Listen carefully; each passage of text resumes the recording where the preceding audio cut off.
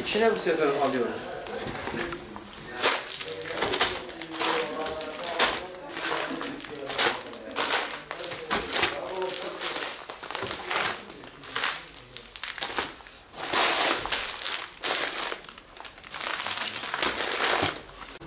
Tamam. O zaman içeriye götüreyim. İçeriyorsa burada yapalım. Hayırseverlerle muhtaçlar arasında köprü olmaya devam eden Umut Kervanı, yaklaşmakta olan Ramazan çalışmalarımızın startını vermiş bulunmaktayız. Allah'ın izniyle yüzlerce, belki binlerce mağdur aile ulaşmak üzere bu mübarek Ramazan ayın bereketinden istifade etmek amacıyla inşallah bu çalışmalarımıza başladık. Ramazan ayı malumunuz bereket ayıdır. Bu ayda da hayırseverlerin yapacakları yardımlar çok önemlidir muhtaç aileler açısından. Zira bizlere başvuran yüzlerce, binlerce mağdur ailelerin doğal olarak gözü Ramazan'dadır.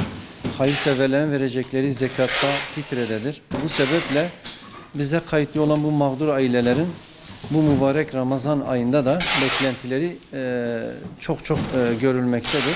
Her sene yapmış olduğumuz bu çalışmayı Umut Kervanı olarak gerçekleştiriyoruz. İnşallah bu mübarek Ramazan ayında da şimdiden hazırlıklarımıza başladık. Yakın bir zaman içerisinde mağdur ailelerimizin, muhtaç, yoksuz, kimsesiz olan bu ailelerimizin iftarlarına, sahurlarına ulaştırmak üzere bu gıda paketlerimizi, bunun yanı sıra kırmızı etimizi, belki inşallah hayırseverlerin verecekleri diğer yardımlarla birlikte İnşallah bu ailelerin sofralarına, sahurlarına ulaştıracağız. Tüm gönül ve üyelerimizle birlikte bu çalışmayı başlatmışız. Allah'ın izniyle hayırseverlerimizden sizin aracılığınızla gelip görmelerini, öyle ki bizimle birlikte bu çalışmaya katkı sunmak amacıyla evlerine gidip bu hayra ortak olmalarını biz de istiyoruz. İnşallah bu Ramazan'ın bereketinden hep birlikte istifa ederiz. Ramazan umuttur.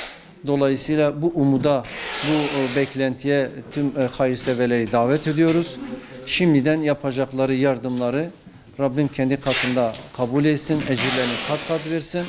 O yapacakları mağdur ailelerin de dualarını da Rabbim kendi katında kabul etsin. İnşallah bu Ramazan'ın bereketinden hepimiz istifade etmeye gayret edeceğiz.